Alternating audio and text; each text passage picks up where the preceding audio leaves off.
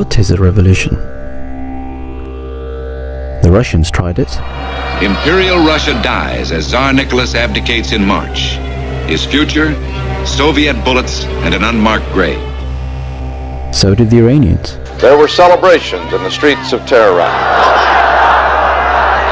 We have kicked out the Shah, he said, but the revolution is not over. And not so long ago, we witnessed revolutions ourselves. Gaddafi and his family, they must leave away.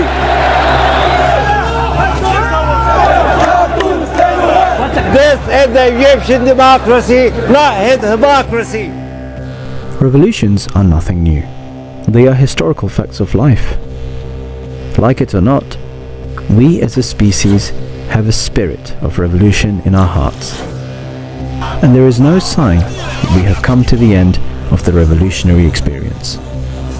Science, technology, and industry have all seen revolutions in previous centuries. The old dogma is thrown out and replaced with newer, more accurate theories. This is done as a matter of necessity, whether the struggle for a new system occurs on the battlefield or in the mind.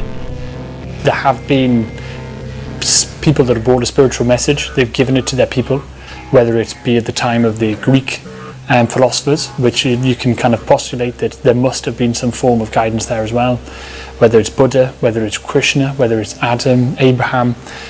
All of those societies were just lifted by these teachings of peace, of kindness, of love, of forgiveness, and also of seeking of wisdom and seeking of truth and knowledge and rationality, which led to a kind of a growth of those societies. If we take a look through the annals of history, we have seen the rise and fall of many civilizations. One such civilization, which has etched its name forever into the history books, is the Roman Empire.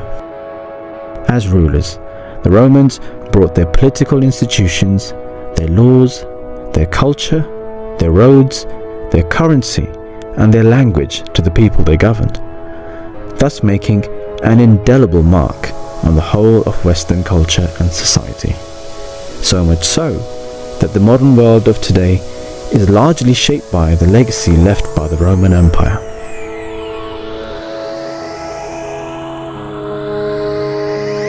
I think that there's so many great blessings which we have, but on the other hand, we have this in terms of material growth as well. The GDP has risen so much, and prosperity, financial and material, has really gone up.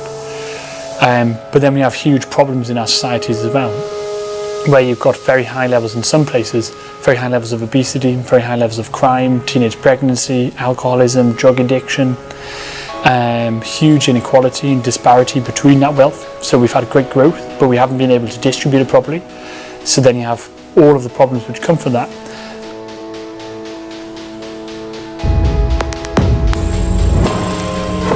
Today, Western culture, known primarily for its relentless consumerism, now dominates throughout the world. We have everything we need. But all this consumerism, is it healthy?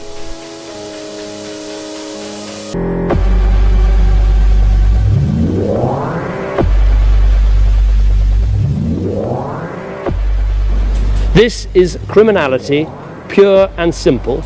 I feel huge sympathy for the families who've suffered, innocent people who've been burned out of their houses, and to businesses who've seen their premises smashed, their products looted, and their livelihoods potentially ruined.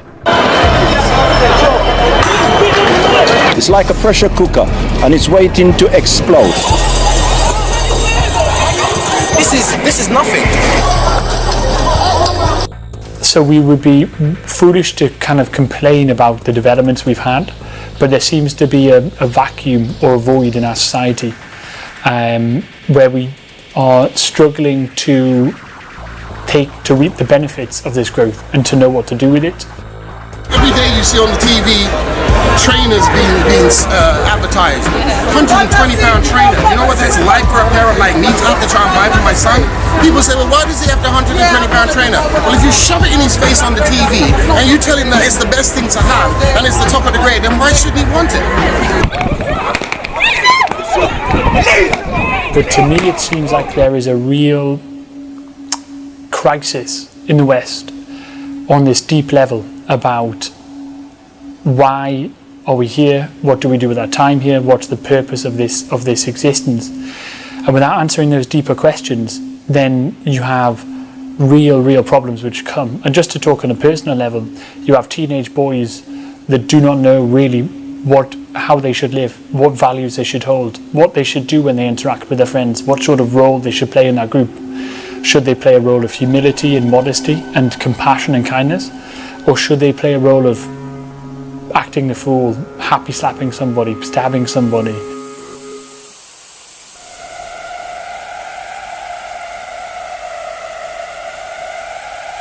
Revolution means a total and absolute change, and the desire to build a new structure in place of an old one.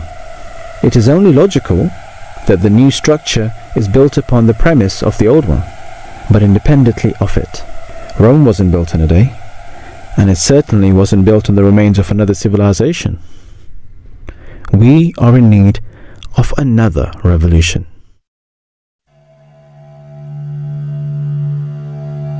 ومرتجت الأرض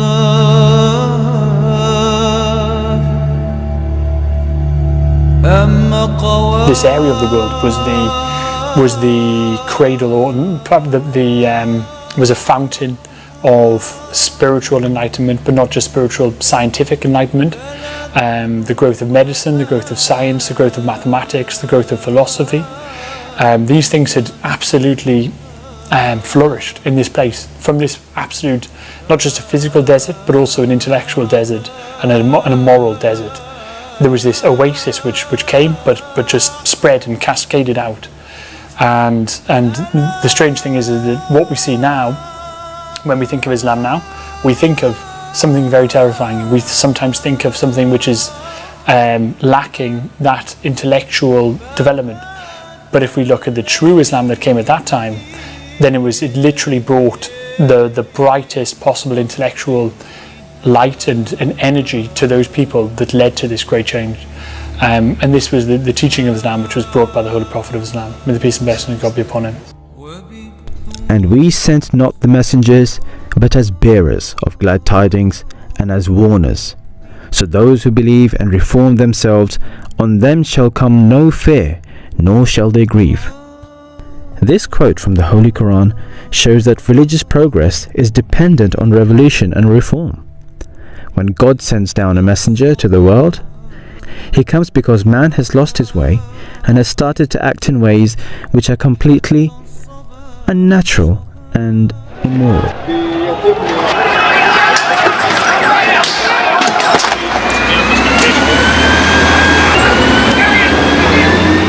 Life in itself should not just be a process of evolution, not just a process of gradual change, always looking to progress, but really you should bring about that change and that progress on such a rapid and such a fundamentally intrinsic level that you transform yourself and your environment and the lives of your own life and the lives of your loved ones to a point that it is dramatically different to how it was when you were at a different stage in your life. So to bring about real deep change for yourself and for those around you.